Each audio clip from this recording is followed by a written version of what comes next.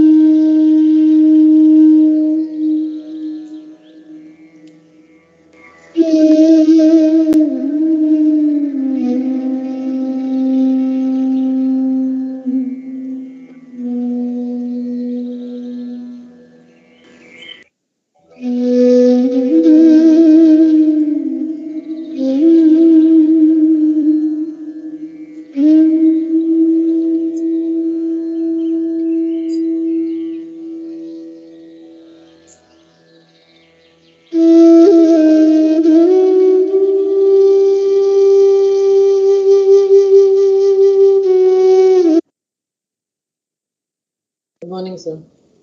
Morning, sir. Good morning. Very good morning.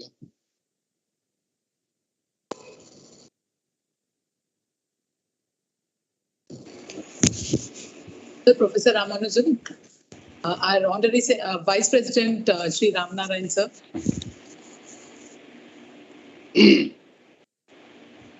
Can we begin, ma'am? Yes, we can.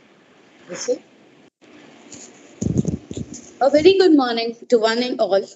On behalf of SIES Institute of Comprehensive Education and the SIES family, I would like to welcome you all to the 23rd Annual Ram Joshi Memorial Lecture. It gives me immense pleasure to extend the heartiest welcome to our respected Chief Guest, Professor R. Ramanujam, dignitaries who have joined us physically and virtually, members of the Managing Council, family members of Professor Ram Joshi, special invitees, staff and students, as well as the alumni of SIES College. Dr. Ram Joshi was a passionate, ardent and committed educationist of the highest order. He was the principal of SIES College of Arts, Science and Commerce for 18 years and was the former Vice Chancellor of the University of Mumbai. Under his stewardship, the SIES College of Arts, Science and Commerce became a center of excellence for higher learning from the very first year of its inception. His expertise, innovation and knowledge were of immense help in formulating the right strategies that would help colleges, teachers and students. He was elected to the Bombay Municipal Corporation as chairman of the Corporation Education Committee, in which position he made primary education free in municipal schools and increased the pay scales of teachers. He was awarded the D.Litt in 1982 by Osmania University of Hyderabad and was Professor Laureate at the Y.B. Chauhan Maharashtra Open University. Students of Professor Ram Joshi remember him as a teacher who taught with passion, a person with exemplary oratory skills who could easily transport his students to another plane. His students consider him as a special teacher who taught beyond the books.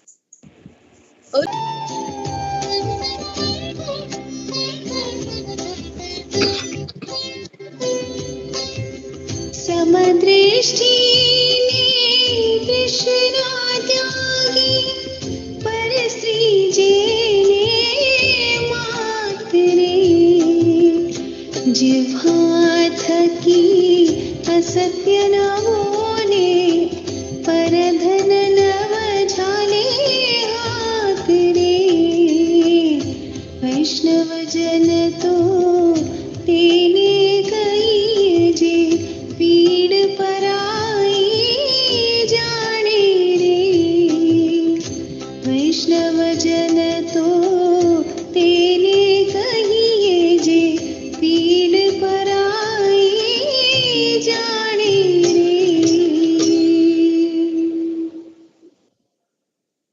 A very melodious and heart-touching rendition. Thank you, Ms. Aruna, for the lovely rendition. May I now call upon our Principal Dr. Uma Shankar, SIS College of Arts, Science and Commerce, Sion West, to formally welcome this August gathering. Thank you, Lakshmi. It gives me immense pleasure to welcome our chief guest, Professor Ramanujam, our Vice President, M.V. Ramnarayan, members of the other Management Council, SIES colleagues, invited guests, and students. It is an extremely happy to be here to have the Ram Joshi Memorial Lecture once again in this college premises. Though we would have been very happy if Professor Ramanujam had visited the college and had it more as a teacher. For me, Ram Joshi sir, as I always call him, was in this institute as a principal from 1962 to 1977. He is known as a wonderful teacher, firstly, a great administrator, a great orator, and at the same time, when he became Vice Chancellor of Mumbai University, he proved that to what extent a teacher can become an administrator and brought great changes at the university level. He was more than a teacher, yet extremely a gentle human being, where a lot of students who are still remembering him recall a lot of instances from his life. To me, Dr. Joshi sir was a Gandhian who had done a lot of research on Gandhi, and he also started a course at SIES when I was a student here on Gandhian studies. To that extent, he brought a lot of books to the college, and he had students across the globe who were doing research PhD under him on Gandhian studies. So I recall all those moments when I think about sir and his presence in this institute. As a principal of this college, he had kept great ideals and reached great heights. What we are doing is just trying to hold on whatever the great tomb was built by all the other great stalwarts of this institute. As education keeps changing and we keep reinventing, we keep recharging ourselves with the new policies and new ordinances, and of late a lot of talk that is happening on NEP, it is very befitting to have a person like Ramanujam sir from IIT, retired IIT professor, and who is still continuing to find a lot of time to engage with the students on themes which are so passionate to yourself. And at SIES, as Lakshmi said rightly, to pay our homage to Professor Ram Joshi, we have every year a lecture that is being organized by some educationists who have contributed and brought some change, and that could be listened by so many of us, and we are able to restructure ourselves in our formation of our education policies, in understanding a lot of new laws and ordinances. We are so happy that, sir, you have accepted our invite, and I'm sure your lecture will enrich us. And all of us are looking with a lot of fingers crossed when how are we going to implement NEP and how university as well as colleges are going to take it forward. And you are going to talk out from NEP to the class of Maths and Science, which is going to be so relevant to the college of ours. I'm so happy that you have accepted our invite. I once again welcome you wholeheartedly. I'm very happy our Management Council members have also joined. Thank you for all that, and thank you for Dr. Vidya Satish and her team organizing it as usual in a very, very beautiful way, and I'm sure this lecture will be remembered for life. Thank you so much.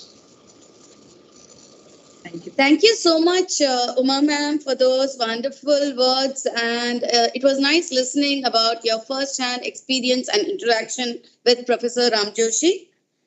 May I now call upon our Vice President, Shri M.V. Ramnarayan, to deliver the opening remarks. Morning, and thank you for this occasion. I welcome Sri Ramanujam, Principal Uma Shankar, Dr. Vidya Satish, and all staff and students who are linked up today. I echo Principal Uma's words that it would have been better if we could conduct it physically, because nothing is better than the personal touch. Be that as it may, a virtual meet is better than not having your presence. So we are grateful to you, sir, for coming today. For South Indians, it's a Puratasi Masam and it's a Puratasi Shanikarma, which is very valuable and very this thing for all Vaishnavites. And it was good that we had a Vaishnava Janato prayer to start with. Very, very appropriate. Narsi Mehta's words ring in our ears, and tomorrow is Gandhiji's birthday also. So very appropriate that we are having a memorial lecture of Ram Joshi by Sri Ramanujam, and yours truly is also a Ram Narayan. So all the Rams are gathered, and I hope that we will have a very, very enlightening morning with Mr. Ramanujam. I and mathematics are not very close.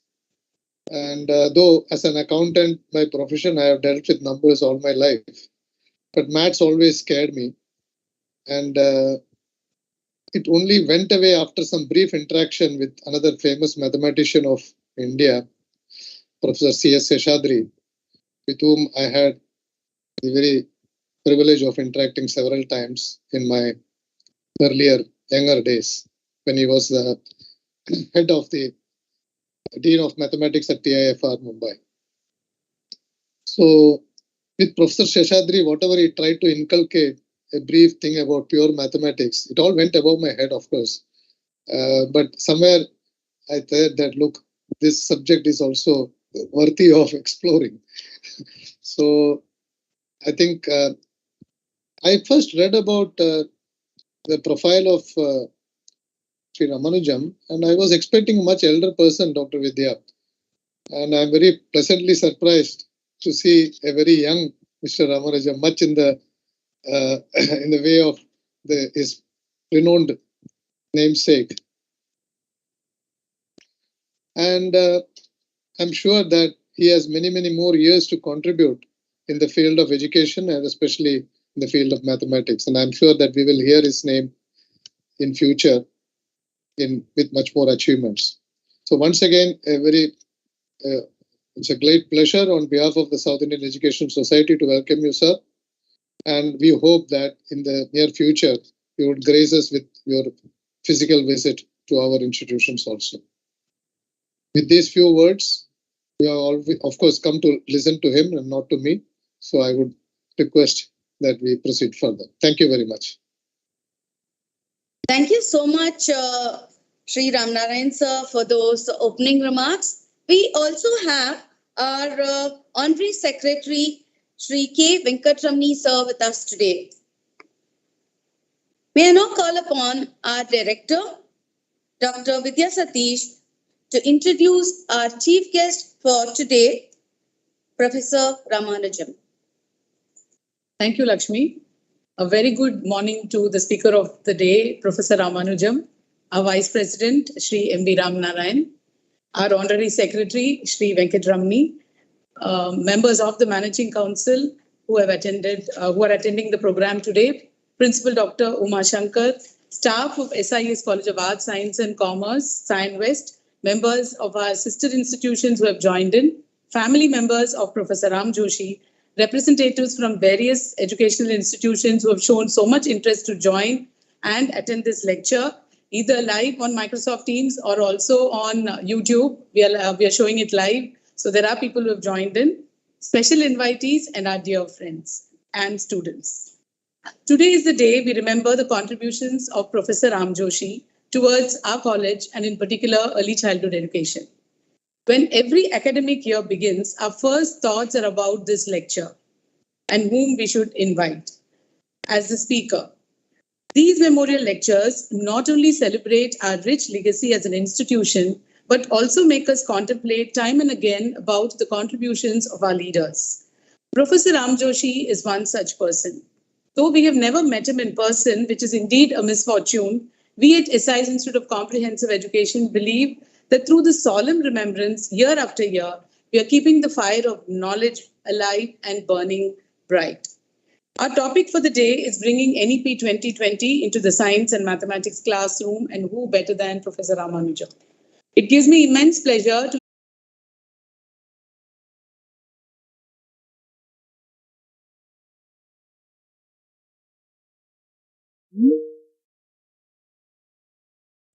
Thank you. Thank you very much. It's a great pleasure for me to be here. Let me start with my share screen and then start talking. So, yeah, I hope you can see me and you can hear me.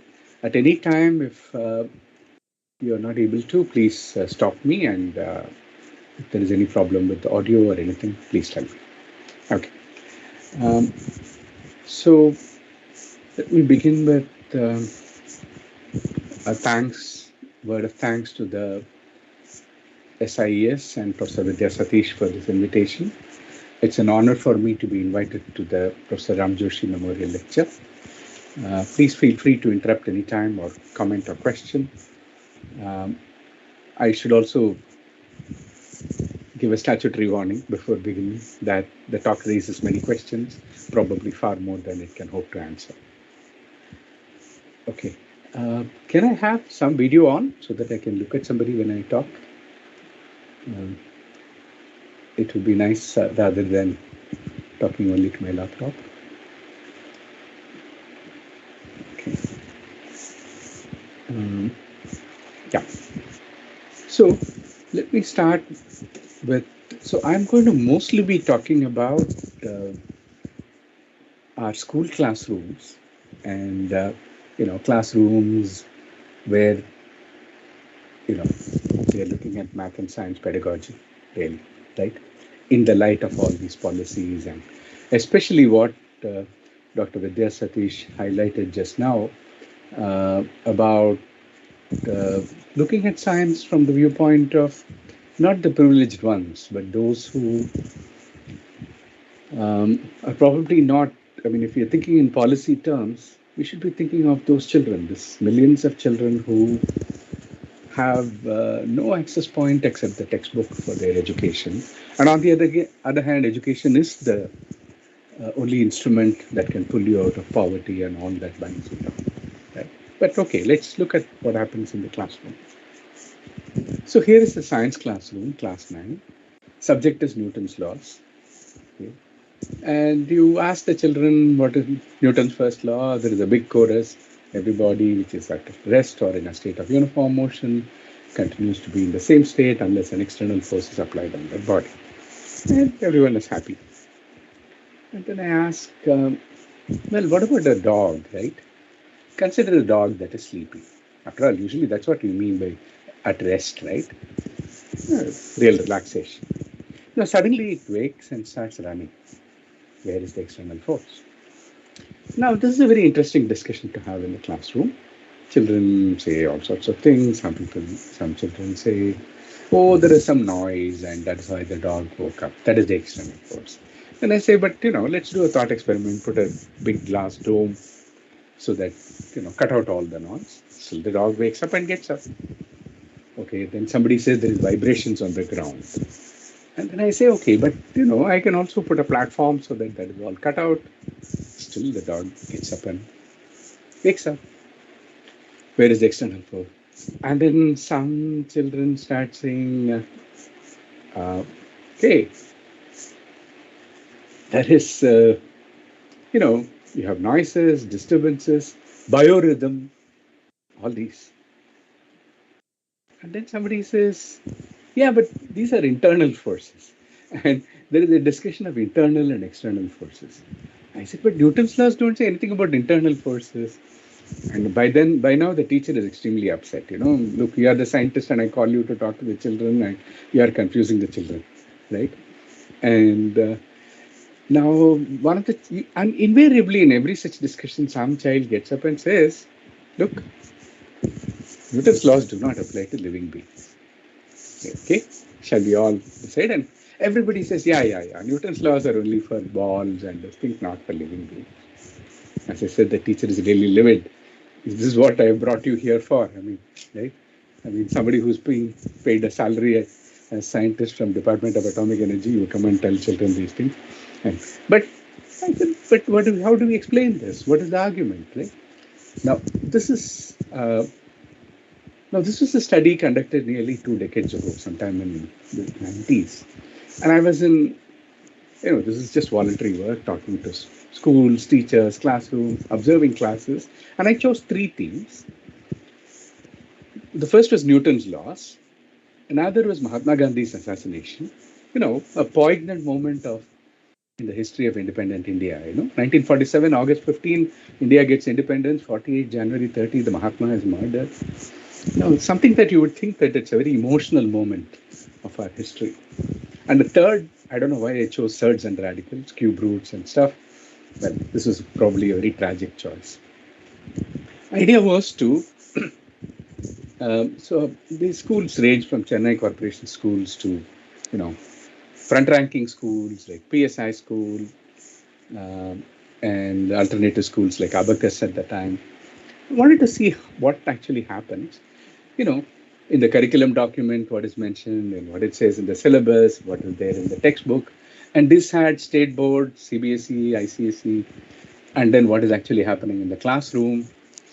And then I also looked at what the question papers were in the half-yearly exam and the annual exam, and talked to the teachers, looked at the answer sheets, so the questions that were asked and the answers that children gave.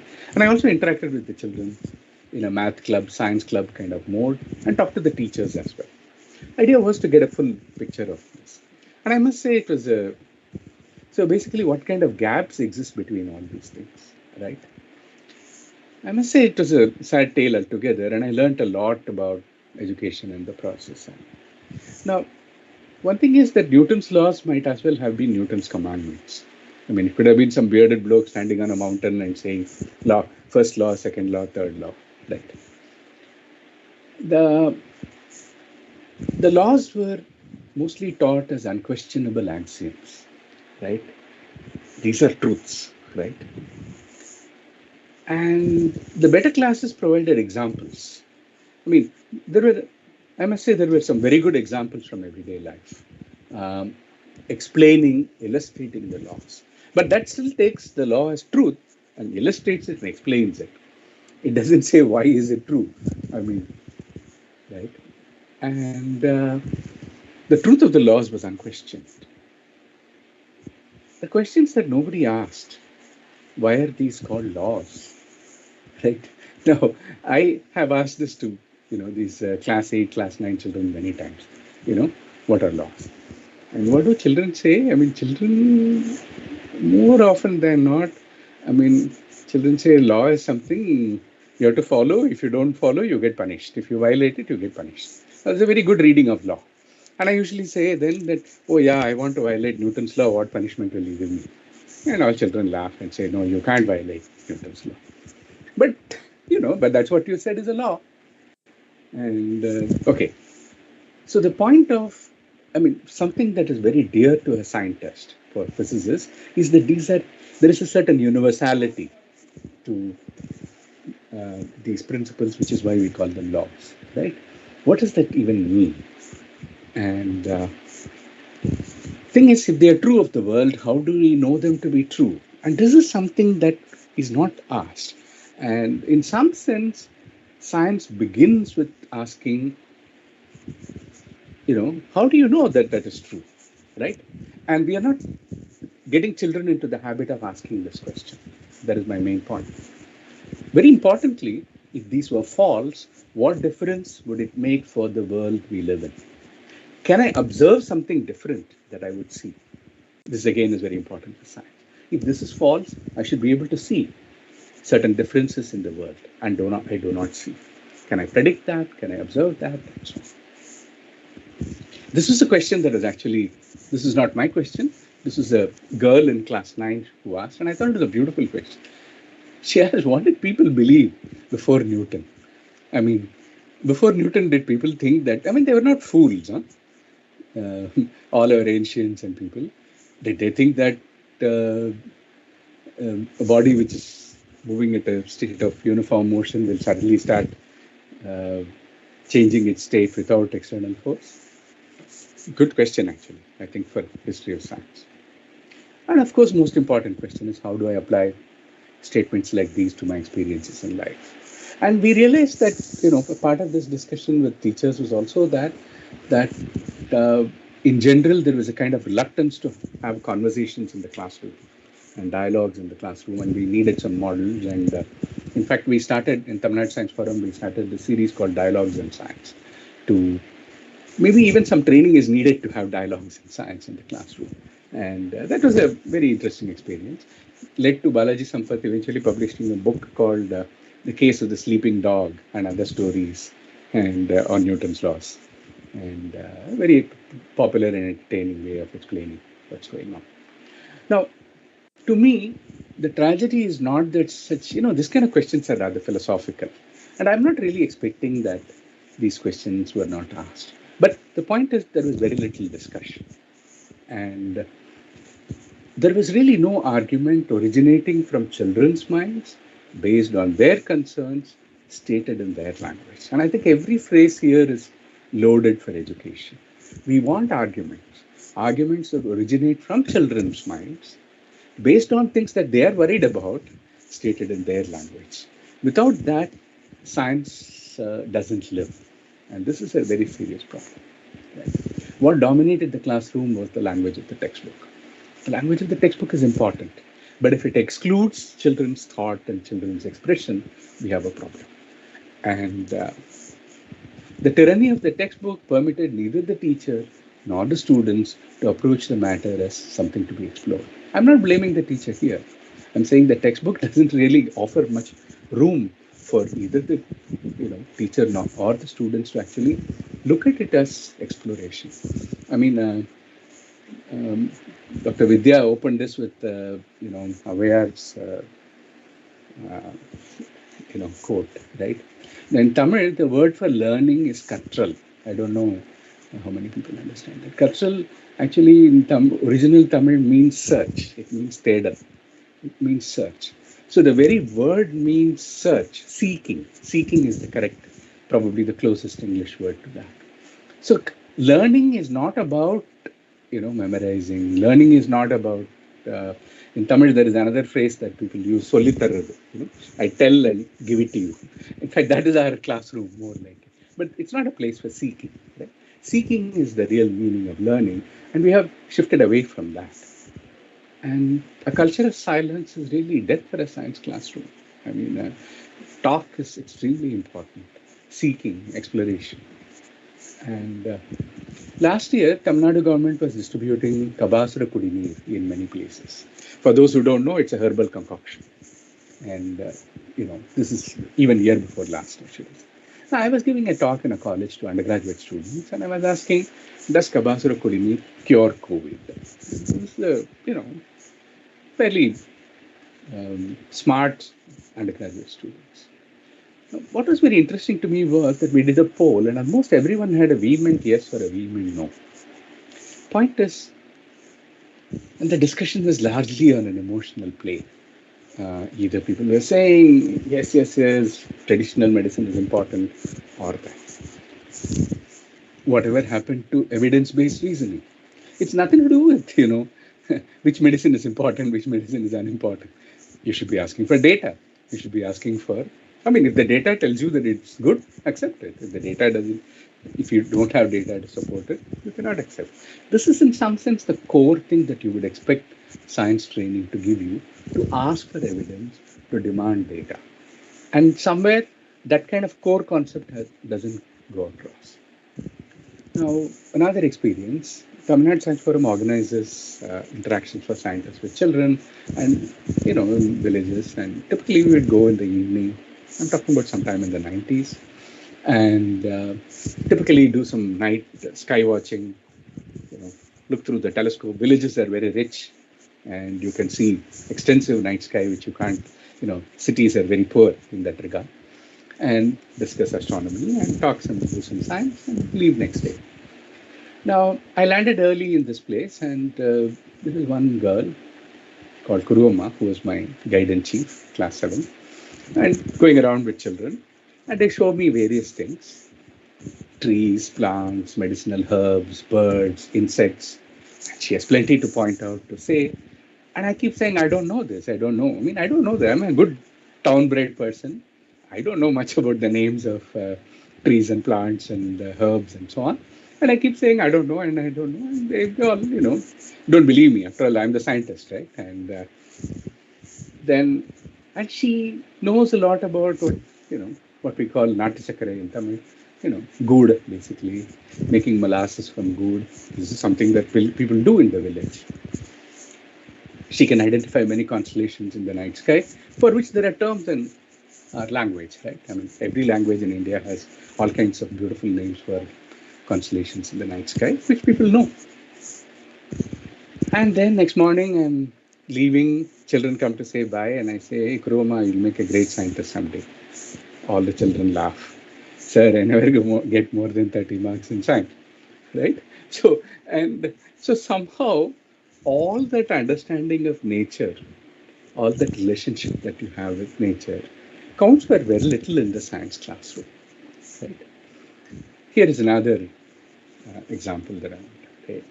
Here is a discussion with classroom, class 9, class 8, something. And ask what is the boiling point of water.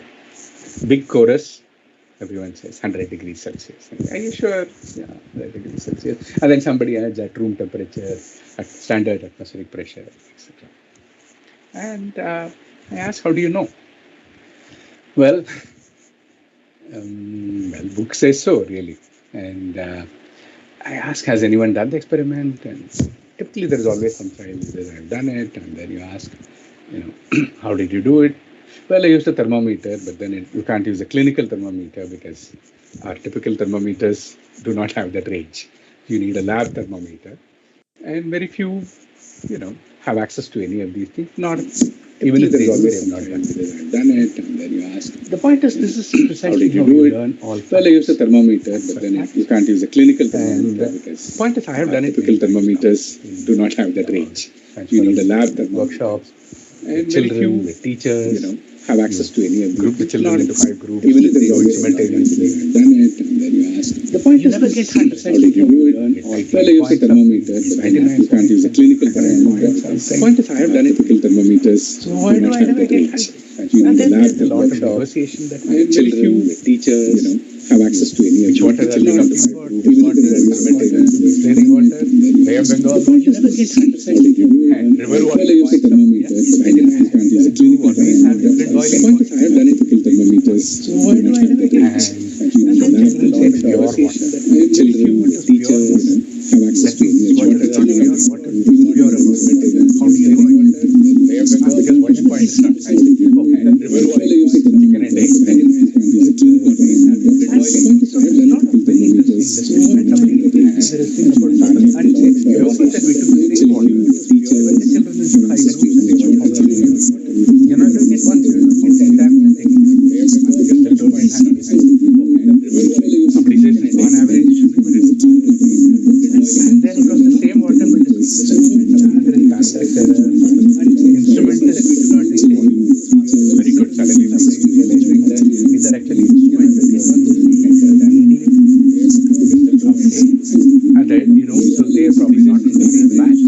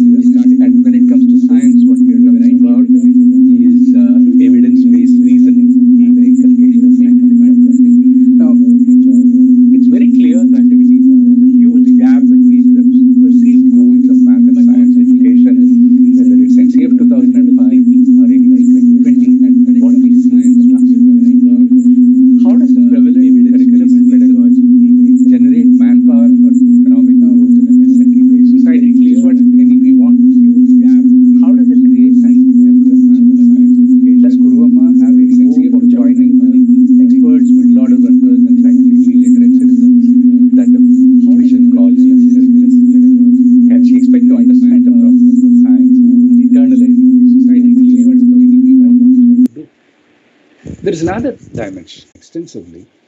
So at the time of independence, there was this mood of science as a means of liberation from casteist and religious domination of social practices.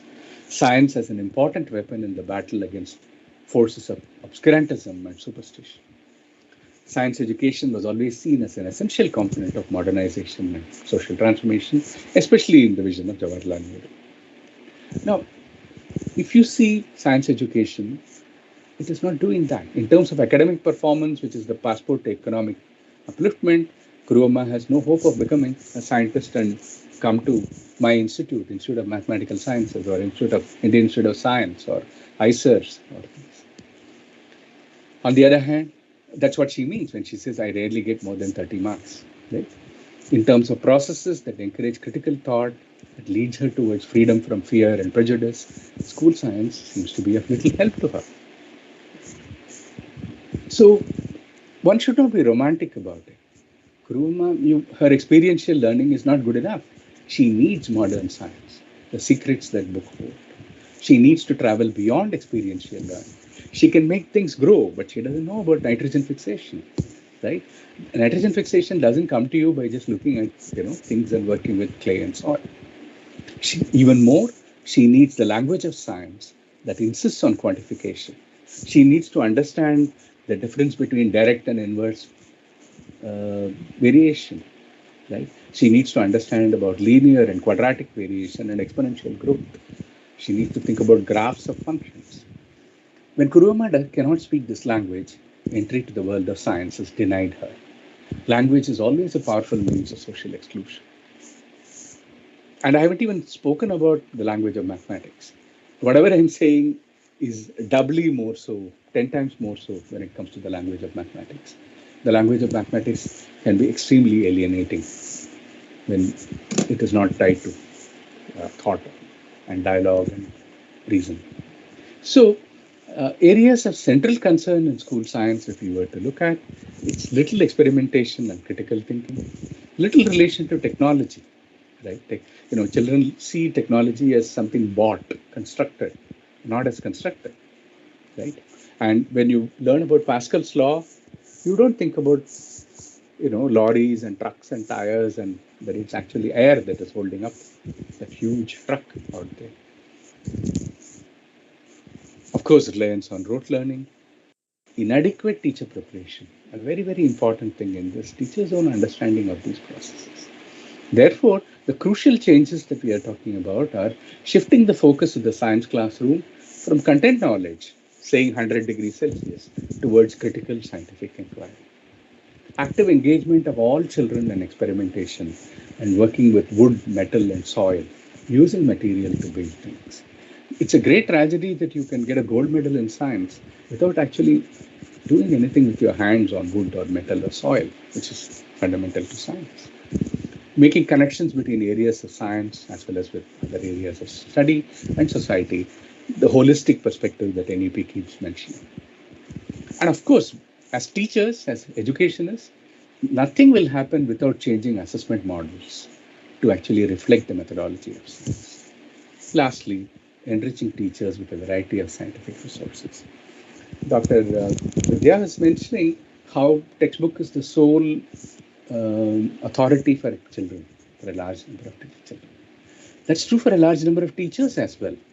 And it's a shame that we are sitting in the 21st century and a large number of teachers do not have access to a variety of educational resources, joyful educational resources, right? We often talk about joy of learning. We forget to emphasize the joy of teaching, right? And if we work with outmoded material, joy of teaching also goes. And practice of mathematics. What is doing mathematics about? There are many processes involved, exactly like the processes that we are talking about in science. In mathematics, it's about abstraction, representation, visualization, estimation, approximation. These are terms that we don't, Usually we say, what are you teaching? I'm teaching algebra, I'm teaching geometry, I'm teaching arithmetic. No, mathematics is about these processes, right? It's about selecting between representations or devising new representations. looking for invariances. This is one of the great secrets that mathematics teaches you. If you want to understand change, look for what is rendered invariant by the change. Look for what doesn't change and you will understand change better. When you come up with numerical invariants, of course, you're done capital mathematics. Observing extreme cases and typical ones to come up with conjectures. Conjectures is very important for mathematics. Not that this is true or false. I don't know that it's true or false. I conjecture that it's true because, okay, certain reasons. That is mathematical thinking. Looking actively for counterexamples. One secret children are never told is that mathematicians don't look for proof. They look for counterexamples. And the training that you get in spotting counterexamples is what actually leads you to constructive proofs later on. Simplifying or generalizing problems to make them easier to address. This is a typical mathematician's thought. N equal to 2 I can do. N equal to 3 is looking difficult. N equal to 4 I don't know what to do. Think for all n. Think of the general case. You understand things much better, then come back to the particular, then you will be able to solve it. So this idea that generalization actually makes it easier is a very, very powerful mathematical technique. Building on answers to generate new questions for declaration. So this is what doing mathematics is about. Doing science is about, like I said, about, the boiling point of sambar and, coming up with an instrument to measure boiling point of milk, right? So this is what I would say then are mostly missing. So typical classrooms are preset exercises, almost like conducted on the blow of a whistle with everyone going through motions, right? Interaction between students as well as between teachers and students is absolutely essential for encouraging the kind of processes. And curriculum then needs to be reshaped so that all these various shunts that I mentioned, approximation, estimation, and so on, can be emphasized in the classroom. And this is all well within the realm of feasibility, but requires considerable reorientation of our classrooms, textbooks, and systemic expectations. See, this is another problem. If we do not expect children to work with hands, they're not going to. If we do not expect children to perform experiments, they're not going to. If we do not expect children to come up with conjectures, they're not going to. Yeah. Now, there are two approaches in the world that we see today. I want to mention two, not extensively, but just to show where I think we can go in this regard. One is what is called problem-centered learning. Let me mention one experience that I had. This is after the major flood that we had in Chennai in December 2015. And this is in fact with the SBOA school, there were class 11 children. And SBOA school actually had, they were actually designing and building a large number of tents. Something like 1.5 million families were, people were evacuated at the time, housed in temporary shelters for quite a period of time, a few weeks in fact. So the project was simply to design a tent, an emergency shelter for use by a family of 4. All kinds of questions come up. How much height is needed for sleeping, for lying flat or on your side? Can you make use of the whole floor space? What's a reasonable height at the center? What should be the angle of the walls to achieve the height needed over much of the tent? Remember that the height is going to be maximum at the center and it's going to go down to the sides. So what angle is needed? Do you want a tent to fit the average person, or do you design it taking care of the tallest ones? Whom do you do it for? What scale will you use for your diagrams and plan? This is something that's not obvious to children at all. What is the right scale to use? And a range of curricular areas intersected during the discussion. Handling data, because you have to find and analyze body measurement data to plan the dimensions of the shelter for specific purposes like sleeping, sitting, working, etc. Geometry and measures, 3D shapes, their 2D representations, construction of nets, angles, scale drawing and measurement, finding lengths and areas, quantities of fabric needed, length of poles, etc. Trigonometry gets extensively used, but also economics and optimization. Dynamic geometry software like GeoGebra proved immensely useful for exploration. Internet was used extensively for information. Why do I mention this? This is at the core of problem-centered learning, right? Because there is a particular problem that you want to solve. And it doesn't matter, you don't think in terms of mathematics and science and sociology. You're looking at it in terms of this is a problem to be solved. And so typically there is some looseness to the problem description, necessitating discussion of what needs to be done. And the articulation of the problem often involves discussions and choices. Students get to ask, what do we know? What do we need to know? How do I get that knowledge? How do I get information? And then how do I know that the information that I have found is reliable? There is different information. How do I select what is appropriate? And for children, learning these things, normally these are called 21st century skills, etc., etc. But working together on something like this and doing mathematics and science in the process is a terrific experience. Now, there are a lot of such examples. I don't want to go on into this.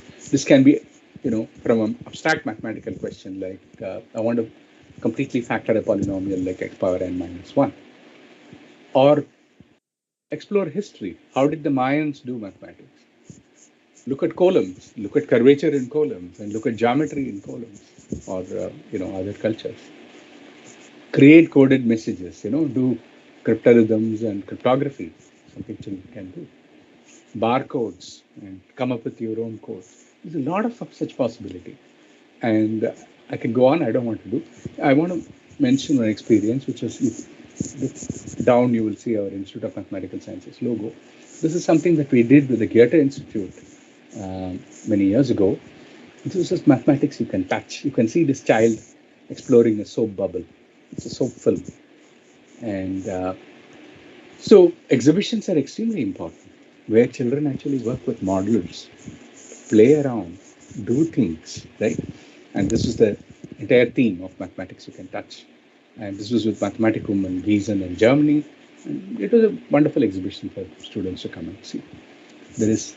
I would also recommend Mathematita in Milano, in Italy, Mathematicum in Gießen. These are all, New York museums collaborations with schools are wonderful. I mean, probably they have one of the most beautiful models I've seen in this regard. Tulir was already mentioned.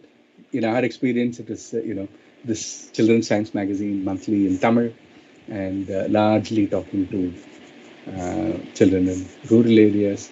Teachers are the ones who take it for us. It's not something commercial. Another thing that I would mention in our experience is science festivals, right?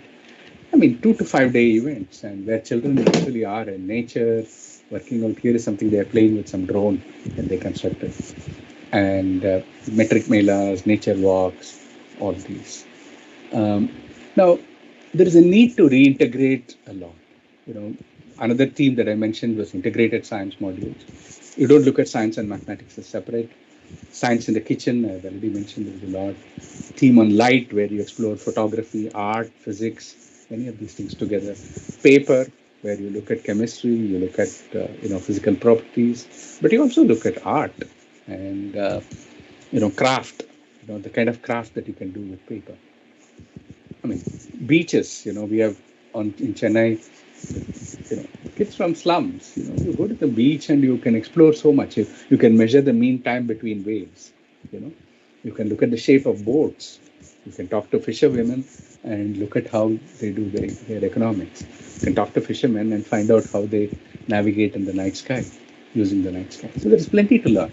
The point is, it's really integrated learning, because you're not looking at it as mathematics and physics and science and English and Tamil and whatever, right? It's just learning, right? And there's also, I should mention, Children's Science Congress, where these are all children doing projects over 2 to 3 months. This is very important, because projects are not something that you do instantly, right? And again, only mentioning these things. So back to the beginning. Does any of this better Kuruamma's prospect of becoming a scientist? I don't know. But changing our classrooms into exploratory centers offers far more space for Kuruamma. She can talk.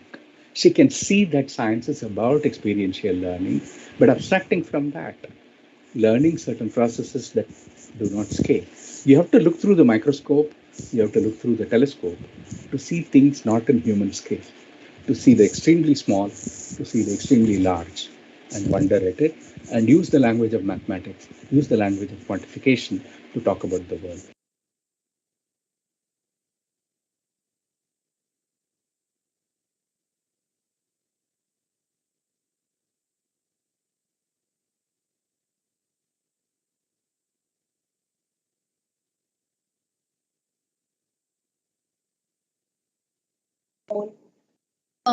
Please, sir, bear with us. I think we've lost internet connectivity with Ramanujam, sir. So we'll try to retrieve that very soon. So please stay with us.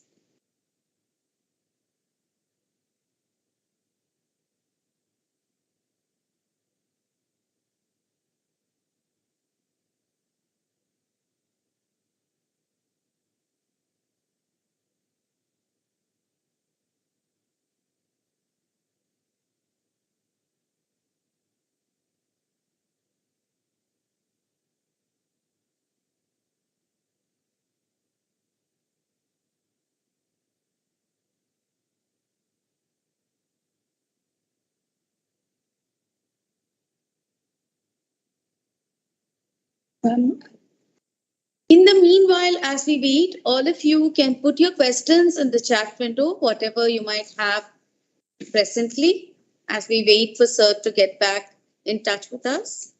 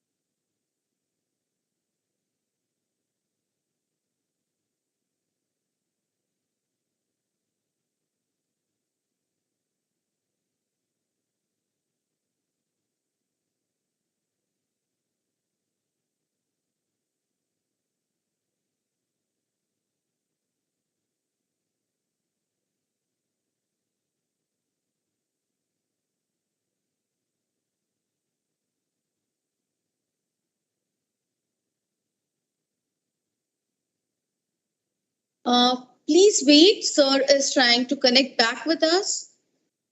Thank you for your patience. Please do wait.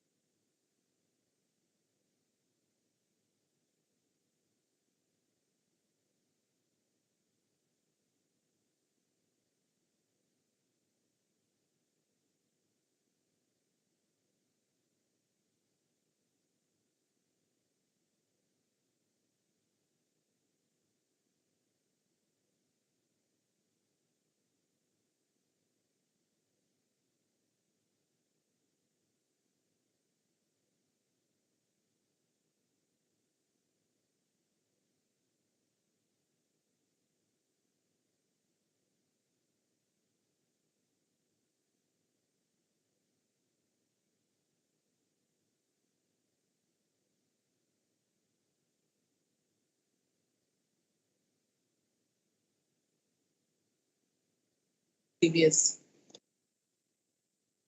Sir is just connecting back with us. He is joining us. In the meantime, you can all look at a peek into the previous year's Ram Joshi Memorial Lectures video.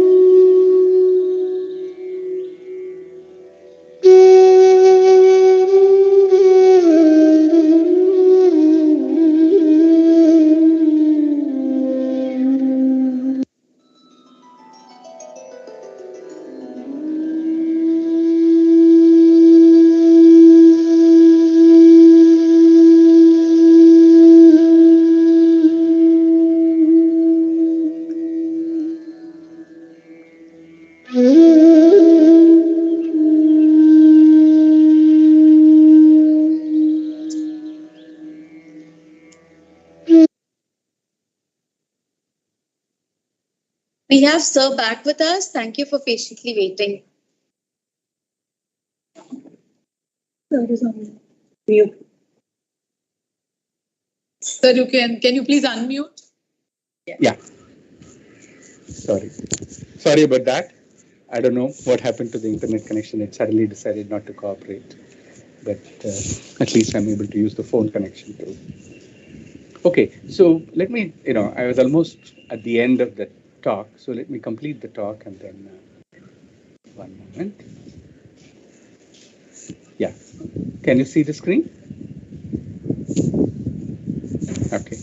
So I was talking about, going back to the question that I began.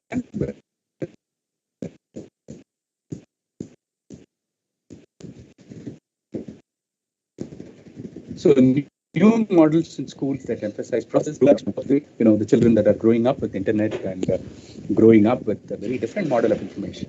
But the point is that whatever be the socioeconomic background they are from, these are the models that can make mathematics and science education work, especially the kind of vision, grand vision that is being offered in the policy. So let me end with the quote. This is from William Thurston. He's talking about mathematics, but this applies to pretty much all learning, but certainly mathematics and science. He says, as mathematics teachers, we need to pay much more attention to communicating not our definitions, theorems, and proofs, but our ways of thinking. We need to appreciate the value of different ways of thinking about the same mathematical structure. And Thurston is a Fields medalist, one of the great mathematicians of the second half of the 20th century, and his writings on education is something that I would recommend. Okay, so yeah, so that brings me to the end of the presentation. I would be very happy to participate in whatever discussion we can. Yeah. Thank you so much, sir. We have a few questions from the audience. The first question is from Ms. Nikita, who's also a faculty here. How can we develop science learning at home in children as young as children in the 4th grade? Yeah. So, I mean, this is an excellent question because science learning really begins at home, right? And I was talking about wood, metal, and soil, right? Working with soil, working with plants, working with this is something that children can do, right? And wherever you are, watching things grow, collecting seeds, collecting different shapes of plants, leaves, stones, classifying them. There is this book by Scott Warren, which is, I think, one of the classics, which says, really, classification is the basis of all science. Once we get children to classify material, collect them, collect stones, classify them, right? And take dal at home, right? Different kinds, classify them, and so on. So, in some sense, that's the beginning of all, science. Categorization, classification, giving names, saying this is bigger, this is smaller, by how much.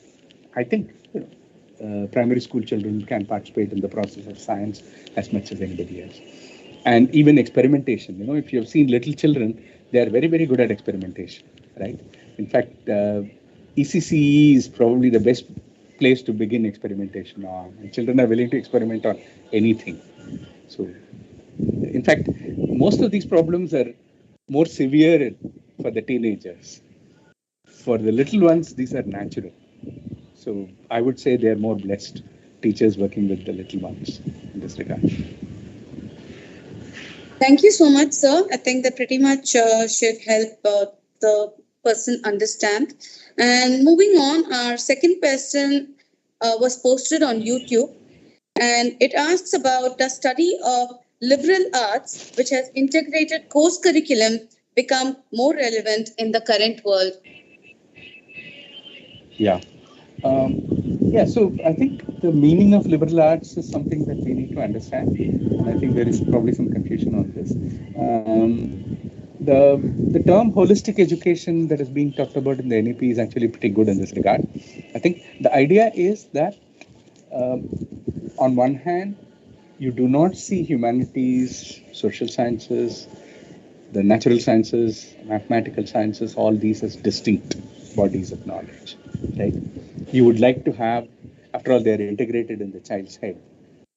If you keep if you break down these compartments, like I said, when you look at light, right, it should not be that light is something that you study either through physics, and when you are thinking about light through physics, you don't look at play of light and shadow, you don't look at different light sources, moving them around.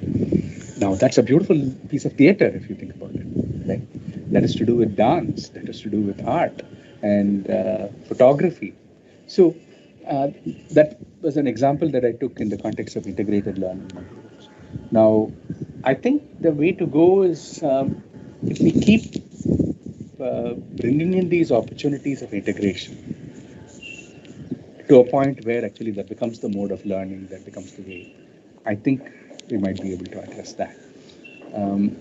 Otherwise, what is called liberal arts curriculum in the West is slightly different, and there is some bit of confusion in this regard.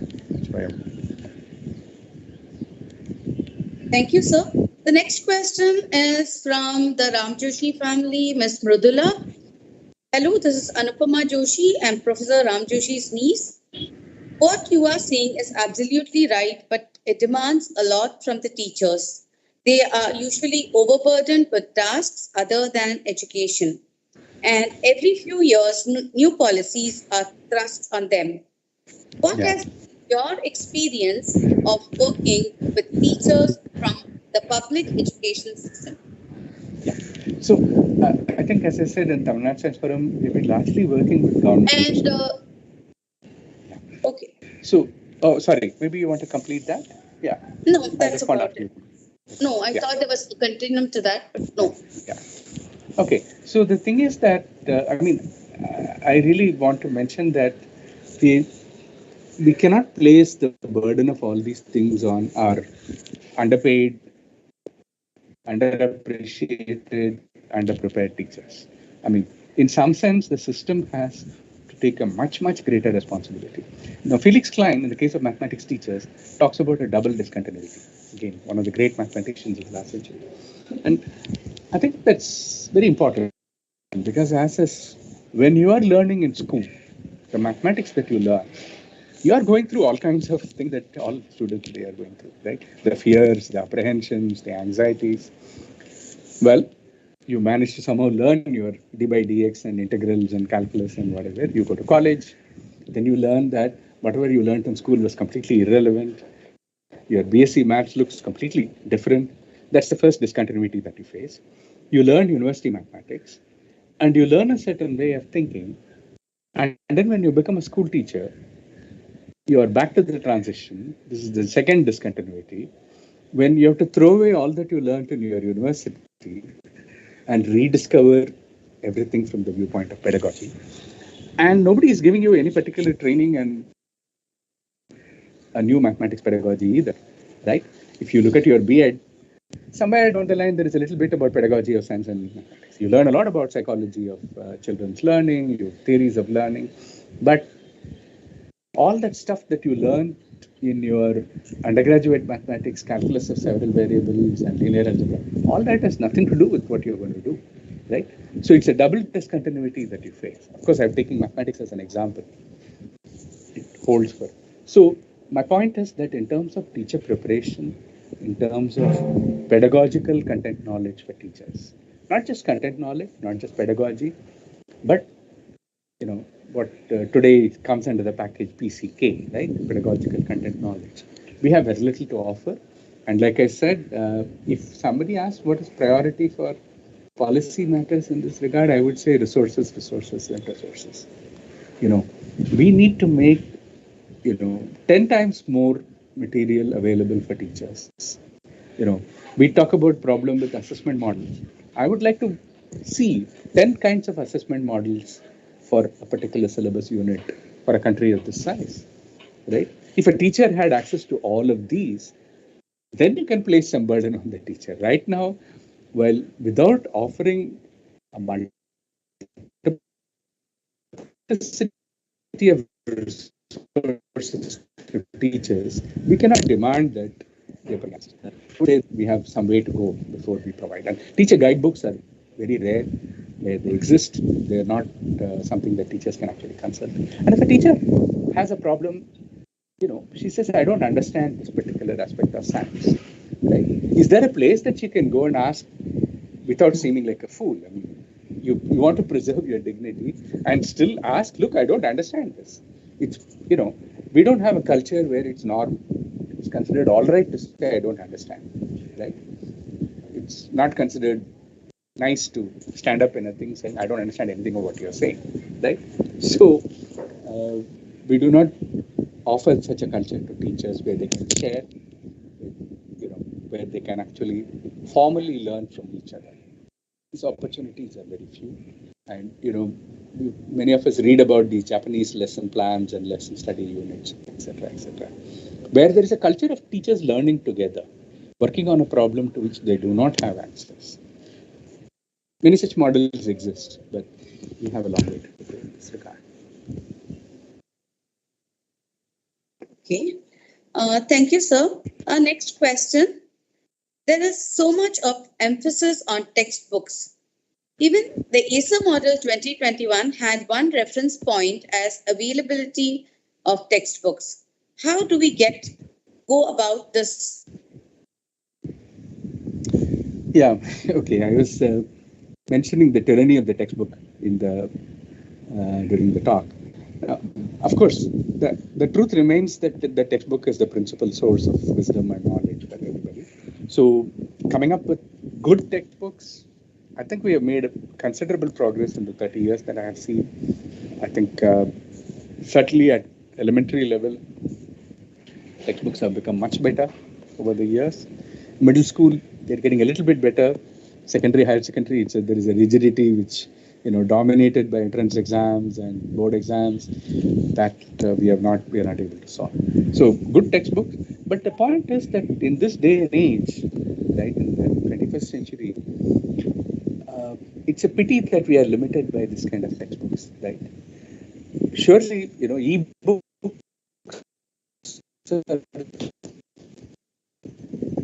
which allow links across chapters, links across books. That's something that has become possible, which we use very little of. And finally, the biggest textbook is nature all around us. And that's a huge textbook that we use very little of. And I think probably that, to me, is much more of a serious criticism than the other technology-based ones that I mentioned here. Thank you, sir. The next question is from Ms. Asha Gala. And it is, what is your opinion on greater emphasis on privatization and globalization of education in the national education policy? Yeah, so these are issues, and these are very serious issues, right? And, in much of the world, most of the world, in fact, especially in the West, it's public education, right? In fact, in Western Europe, or in general in European models, education is public all the way from early childhood to PhD. To privatized education models are very few. Now, this is something that in the US as well, it's almost all public education system. Right now, in India, over a generation, just about in the last 30 years, we have lost much of the functioning public education system. And what this means is certainly for, an educated urban class, this is something, especially the access to global knowledge, global material, it's something that, lifts you out of many bonds. But what it means for Kuruvama and Manikandan and people sitting in this thing, I don't know.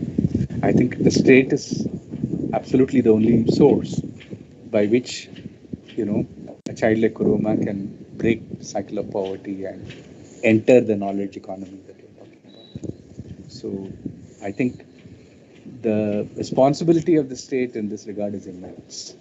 And here we are talking about, crores of children, not, some small numbers that we are talking about. Thank you, sir. Our next question is from Ms. Vrinda. What are your views on the educational reforms done by the Delhi government? I don't know it well enough to give any competent answer, but from what I can see, there are, very impressive stories of, many positive steps. I also hear problems with labeling children as, talented, children as slow learners, etc. So, and this has always been a problem in our country, right? How do we ensure that we do things while taking everybody along without, labels, without, so I don't know a good answer here. Thank you so much, sir, for taking up all those questions. And I think everyone had a lot of questions but you delved deeper and you made it really simple, beginning with Newton's laws, and you touched upon everyone easily with your classroom dialogues and how you drew inferences to each of those laws. And you spoke about how science needs to be included in the curriculum, and the language of science plays a very important role to create an understanding for the child. Although the child has the intrigue, the understanding is in their own language, but the language of science is more important. And you brought down using science in our everyday life with your very relevant daily activities, which we do right from boiling water and the apparatus that had been used and modified. And you even made us think about the amount of tamarind or imli that goes into making of sambar to understand whether the boiling point remains the same with the variation in the amount of the imli used, and is the boiling point of water going to change under different varying circumstances. And you brought it down with these nuances and examples that you quoted, that science is not away or outside us, but it's how we look at things to understand and arrive at our understanding. It is the process of exploration and arriving at a deduction of things. And you even brought about simple examples like drying of cloth in our everyday life to melting of ice cream and under what circumstances. And I think you touched upon even the importance of NEP in shaping of our curriculum for science and math. And the importance is not only on textbook, but learning from outside, but the language that is used. And you had a lot of terminology which you made relevant for our audience to understand. And all that you spoke about was evidence and research based. So that made it very interesting, because you said that children of the future need to internalize the learning for an impact. And thank you so much, sir, because behind the rise of every individual is the drive and passion to understand. And you made this possible by creating an interest. The NEP 2020 will help India regain its love for mathematics. Bharatvarsh has tradition and several contributions to mathematics. Since ancient times, like the crest of a peacock, like the gem on the head of a snake, so is mathematics at the head of all knowledge. Indians have a panache for learning and mastery of math, science, and allied subjects. And it has a lot to do with our present education methodology and education system. And you made this more relevant with your lecture today by bringing ground realities to learning. So thank you so much, sir. Moving on, may I request our coordinator for the counseling programs, Ms. Rupal Vora, to deliver the formal vote of thanks. Thank you, Lakshmi. The greatness of a man is not in how much wealth he acquires, but in his integrity and his ability to affect those positively around him. Said Bob Marley, good and great are seldom in the same man, said Winston Churchill. However, Professor Joshi was indeed a great man, a wonderful intellect, a great humane soul, and one of the great men in the field of education. To speak in honor of this great man requires greatness too, and a great educator can only do that. We are truly honored to have you today, Dr. Ramanujan. Your memorial address was very thought-provoking. We are sure the audience have found your words of wisdom enriching and enlightening. Your stories were very thought-provoking, and I'm sure the audience will go home today and have a lot to think about. Your ability to present the subject in such an interesting way has produced, if I can say, not one of the most memorable speeches, but probably the most memorable speech in our series. We thank you for sparing your valuable time to grace this gathering today. The South Indian Education Society has been organizing these inspirational and memorial lectures, and today is the 23rd lecture. We have amongst us Managing Council members, Vice President Sri Ram Narayan, our Secretary Sri Venkat Ramani. We extend our thanks to you both for gracing this occasion. We also have Managing Council members Sri Vishwanath, Sri Srinath, and Sri Sivaraman. We thank you, sirs, for gracing this occasion. Our gratitude extends to the members of the Ram Joshi family who attend these lectures year after year without fail. Miss Mridula Joshi, Miss Vijay Ramani, Miss Anupama Joshi are here with us today. The success of our program lies in the reciprocity of the audience. We would like to extend our gratitude to our special invitees and guests, to our guests for sparing their valuable time to be with us today.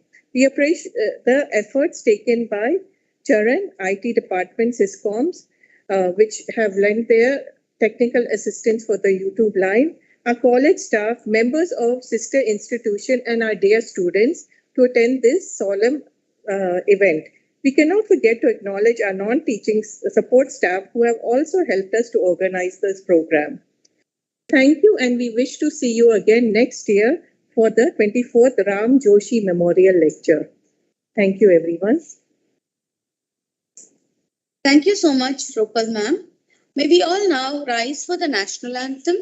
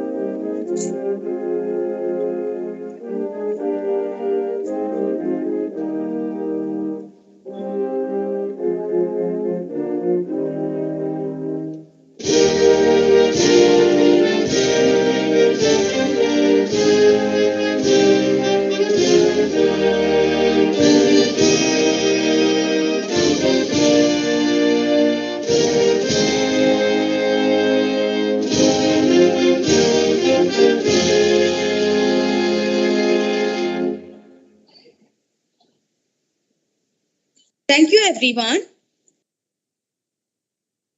So it was indeed good having everyone being present here for this wonderful lecture in remembrance of Professor Ram Joshi. And thank you, Sir Ramanujam, sir, for enlightening us with your lovely speech about making math and science relevant for today's generation.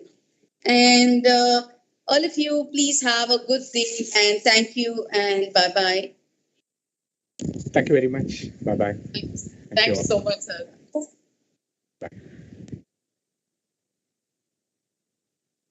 In record.